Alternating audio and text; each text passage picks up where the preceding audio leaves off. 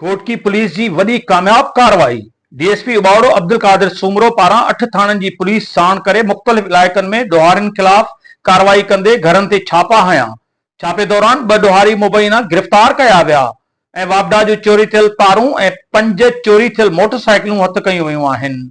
SSP Ghotki Mohammad Anwar Khetran जी हिदायत ते Ghotki police पारां ॾोहारियुनि ख़िलाफ़ कार्रवाइयूं तेज़ करे छॾियूं आहिनि।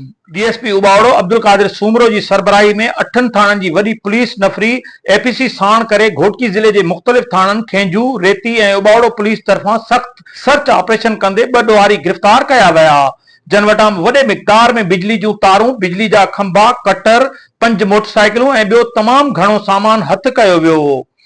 पुलिस कार्रवाई कंदे खेस ॾोहारियुनि जा घर साड़े छॾिया। इन हवाले सां डीएसपी राब्तो करण ते ॿुधायो त पुलिस जूं ॾोहारियुनि ख़िलाफ़ भरपूर कार्रवाइयूं जारी आहिनि ऐं तमामु जल्द ॿियनि ॾोहारियुनि खे बि गिरफ़्तार करे कानून आॾो पेश कयो वेंदो। कैमरामैन टीम सां गॾु वक्त न्यूज़ उबावड़ो।